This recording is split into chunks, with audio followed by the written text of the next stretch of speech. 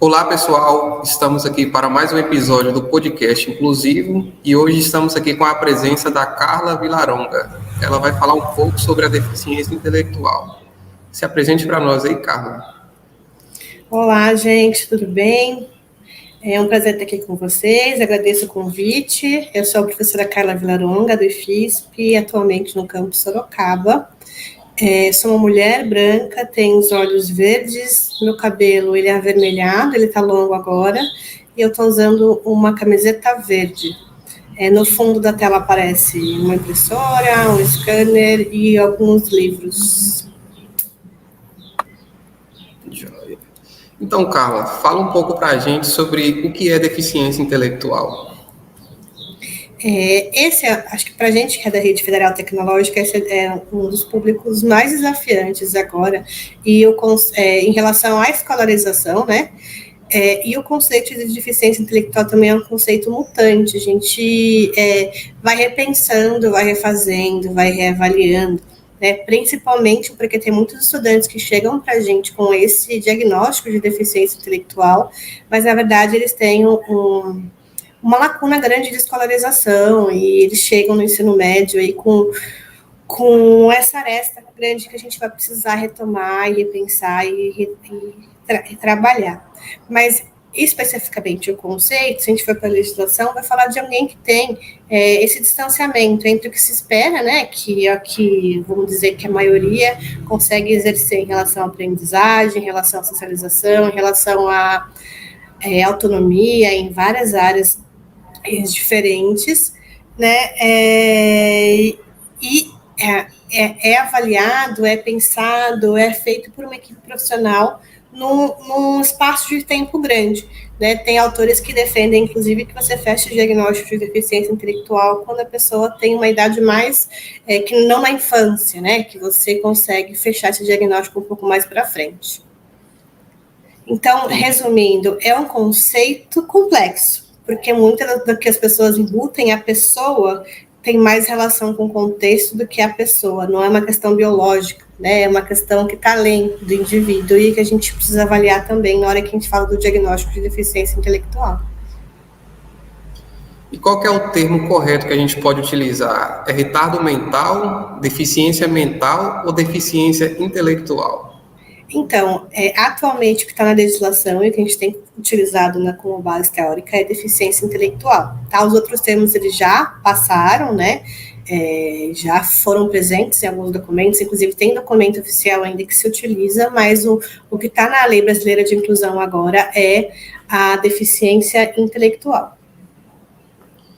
E qual que é as características e dificuldades que uma pessoa com deficiência intelectual ela apresenta?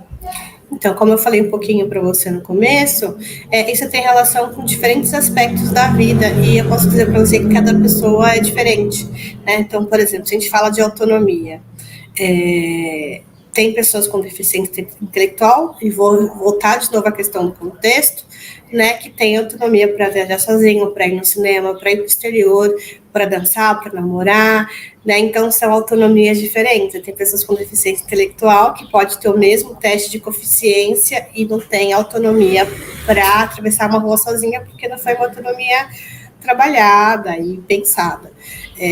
Assim como tem pessoas com deficiência intelectual que são mães, que trabalham, né, que tem atuação e que depende do contexto que elas estão, elas inclusive nem sabem, né, se reconhecem enquanto pessoas com deficiência intelectual, e tem pessoas que estão num contexto em que uma pequena diferença entre pessoas faz que a família procure, a instituição procure um diagnóstico e a pessoa recebe esse diagnóstico. Então, acho que mais do que as dificuldades, a gente tem que falar nas possibilidades. Então, ainda mais a gente trabalha na escola, né? Quais as possibilidades que essas pessoas que têm apresentado, né, uma diferença aí, né, em relação à aprendizagem, em relação a outros aspectos da vida tem tido, né? Porque para mim, né, o diagnóstico ele serve para te dar direitos a ter apoio, a ter acessibilidade. Eu acho que a gente tem entrado mais em relação a isso do que em relação ao diagnóstico em si, sabe? Porque isso é muito particular, né? Por isso que a avaliação a gente tem defendido que ela seja feita por uma equipe multiprofissional, com diferentes profissionais, com formações diferentes, né, para olhar esse indivíduo em sua totalidade. E como que é o tratamento de uma pessoa que tem deficiência intelectual? Ele tem cura? No meu conhecimento, não, né? E eu acredito que nem é nesse lugar que a gente não olha no lugar da cura, a gente olha no lugar da possibilidade, né? Então, eu volto de novo para a questão anterior. Então, quais as possibilidades que ele tem e quais as diferenças que a gente tem produzido por falta de direito para essa pessoa ter acesso a tudo, né? De forma acessível. Mas o que eu saiba, não tem um milagre religioso, um medicamento. Isso do meu conhecimento, né, e do que eu parto, do que eu acredito, não existe, tá? Sim, sim.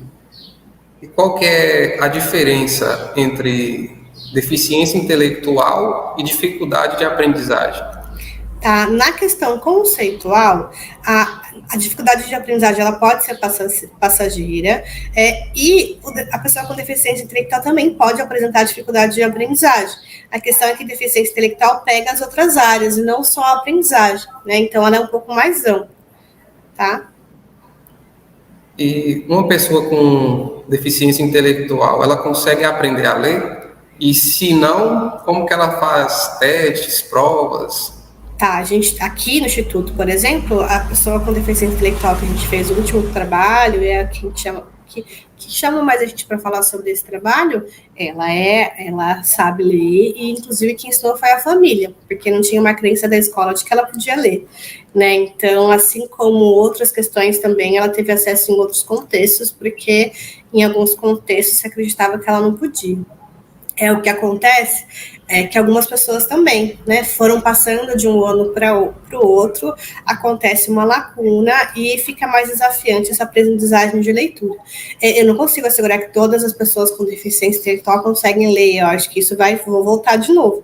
Né, além da questão biológica, cognitiva, tem a questão contextual e tem todo uma responsabilização por isso, né, pela garantia de direitos e por esse processo. Mas eu posso te dizer que mesmo a pessoa com deficiência intelectual que não é leitora, né, que não faz acesso à língua escrita, à língua, aos documentos, etc., ela consegue relatar a aprendizagem por outras vias, por outros meios, né, inclusive pela via oral, ela pode falar sobre o que ela aprendeu. Então, se a gente tem muitos campos aqui do Instituto e em outros institutos com pessoas com deficiência intelectual que não escrevem, né, e que não leem. Mas muito do conteúdo que a gente trabalha são contextuais e que elas conseguem, sim, fazer os relatos. Né? Tem um exemplo de um ensino fundamental 2, né, que é um pouco anterior ao que a gente trabalha, de um professor que passou um vídeo, acho que chama O Lixo, Ilha das Flores, acho que esse é o vídeo, né, que utiliza na aula de ciências, para essa aula, e tinha um estudante com síndrome de Down, que nesse caso tinha deficiência intelectual. E aí ele pediu para ele um desenho, porque ele falou, não vai ter entendido nada, então deixa ele fazer um desenho e pronto. E depois de uma formação, de um diálogo, ele voltou com esse professor. Esse professor voltou com esse aluno e foi perguntar o que ele tinha desenhado, né? E quando ele verbalizou o que ele tinha desenhado, ele percebeu que esse aluno sabia mais e tinha se inteirado mais do que estava acontecendo no vídeo Ilha das Flores do que outros alunos que tinham escrito os textos. Então, a gente tem um mito que a aprendizagem está relacionada só à escrita, né, e à leitura, mas a gente consegue, sim, explorar outros meios. É claro que a gente tem os desafios, né, específicos da área técnica, específicos dos conteúdos de ensino médio, do ensino superior, a gente não pode romantizar, mas a gente consegue, partindo de objetivos específicos, trabalhar com a língua oral também, com a parte oral. Bacana. E quais estratégias que a gente pode usar com os estudantes que têm deficiência intelectual ou dificuldade de aprendizagem? Eu acredito que a gente tem que sempre partir do que eles sabem e oferecer os serviços de suporte, né? A gente, entendendo o que eles sabem, a gente consegue fazer aquele degrauzinho de pensar o que ele precisa saber, que está entre o que ele sabe e o que o professor está colocando lá na ementa e no currículo daquele ano letivo, e daquela semana ou daquela aula. E aí a gente vai passo a passo, né? Alguns estudantes não conseguem trabalhar com os mesmos objetivos que estão sendo trabalhados na aula geral. Então, a gente vai lá para uma aula que a gente nomeia de aula adaptada, né? Mas partindo do que ele sabe, a gente consegue fazer esse passo a passo.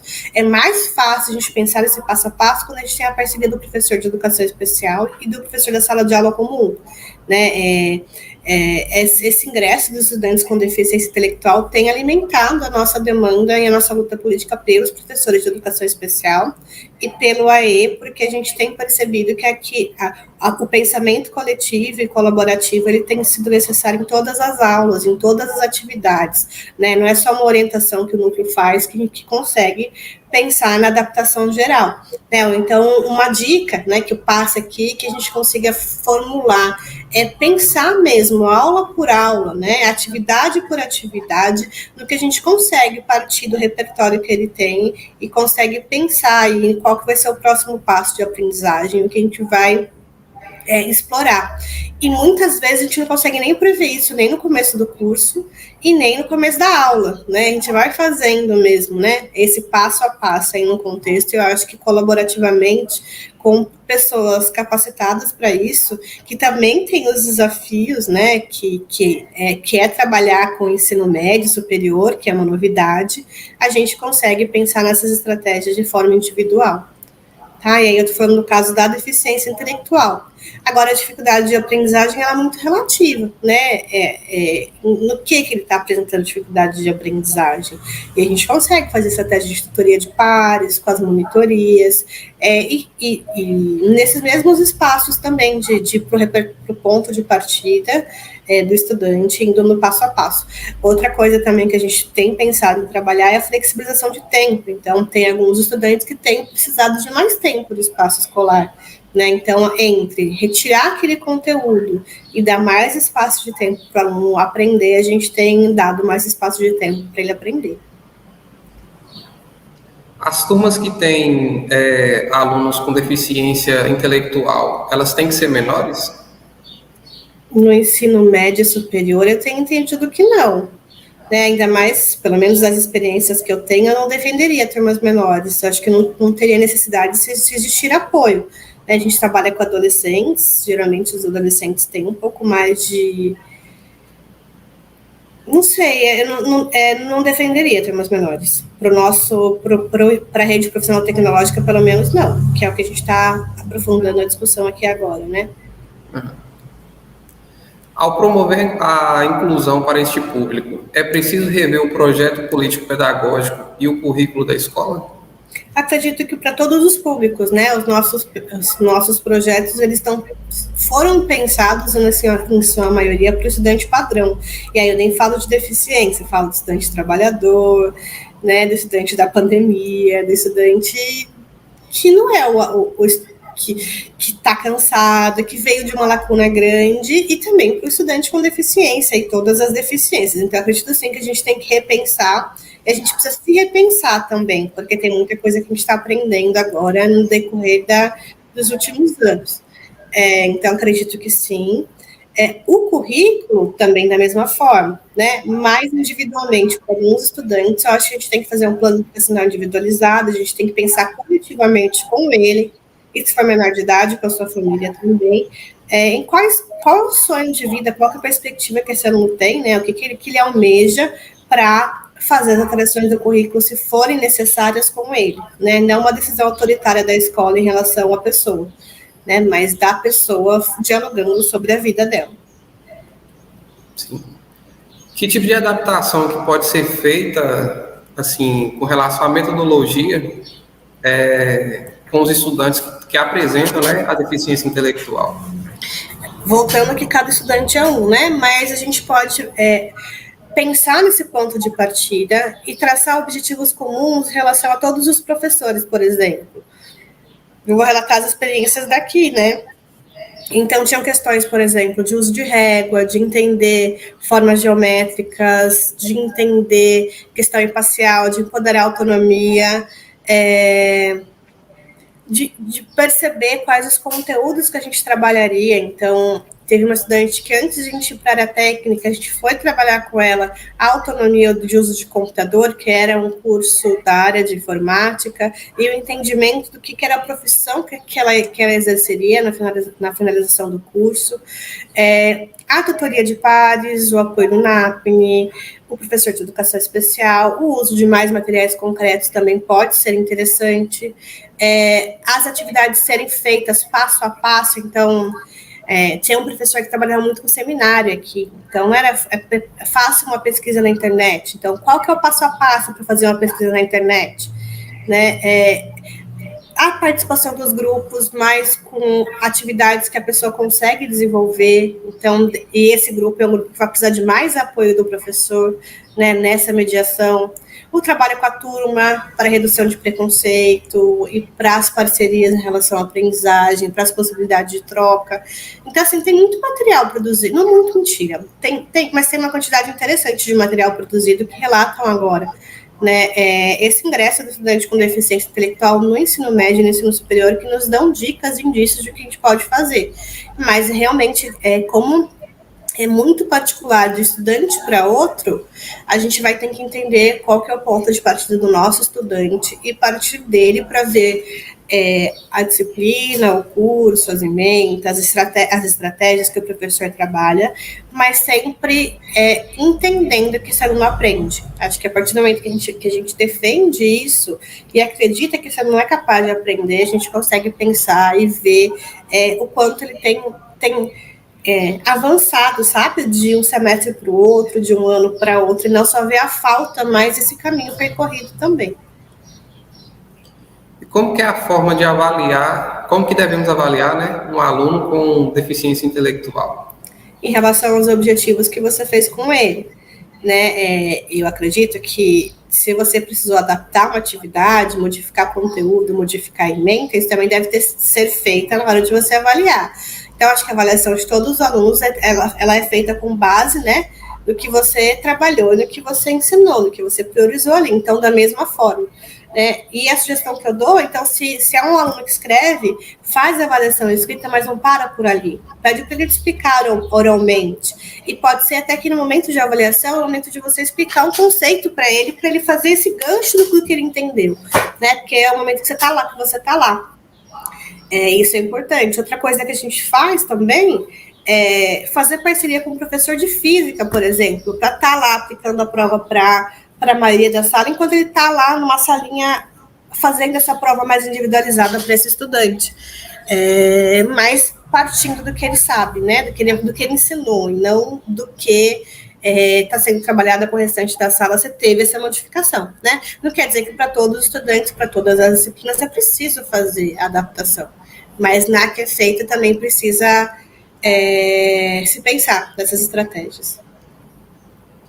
E de que maneira que a instituição ela pode garantir a inclusão desse aluno na escola?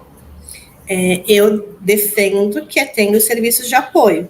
E nesse caso específico, eu defendo o professor de educação especial. E quando eu falo professor, não é só o professor com formação em educação especial, mas com formação e condições de trabalho para atuar enquanto educador especial, né? A gente tem aqui no contexto do Instituto vários profissionais sendo contratados com formação, né, enquanto docência, com especialização, mas sem essas condições de trabalho, né? A hora de planejamento, a possibilidade de triangular e ter essa possibilidade de parceria. Então, não é o profissional que vai ser responsabilizado por esse aluno de maneira isolada, até porque ele não conhece as disciplinas, né? Mas dessa parceria entre os dois profissionais, eu acredito que eles conseguem fazer um trabalho interessante.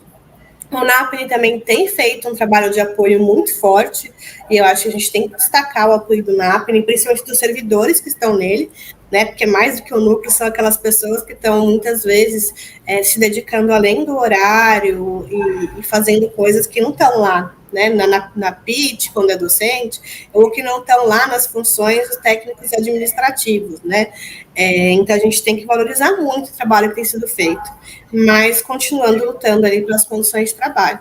Também não é um profissional do ensino médio que vai estar com o ensino médio que vai estar lá só para sentar do lado desse estudante, porque não é isso que a gente quer, né? A gente quer um estudante que seja autônomo, que vai para o mundo do trabalho, né? Dentro das suas potencialidades. Então, a gente quer docente para fazer parceria com docente, tá? Então, essa nossa luta é uma luta nacional, né? Já foi para o Consul, os nossos reitores já estão, acho que, cansados de ouvir, né? A gente com essa demanda sempre, né? Que é uma demanda que é legal, né? A gente está dentro dos documentos oficiais, está na LBI, está na política de 2008, que é que a gente considera, né, e está em todas as pesquisas que falam sobre o sucesso de trabalho com esse público. Então, é nisso que a gente se embasa para defender, né, que a gente precisa, sim, de professores de educação especial no nosso contexto.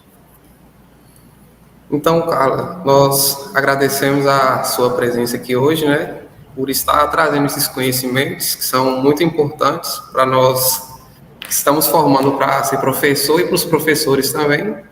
E chegamos mais ao fim do episódio do nosso podcast. E esperamos, né, ter novos encontros. Então, vamos sim, vamos se encontrar em outros momentos. Obrigada, viu? Tchau, tchau. Eu quase não comendo já a ceia de Natal, né? Mas vai estar na luta de inclusão, a gente está na luta em todos os momentos, e fazer parceria é muito importante, tá bom?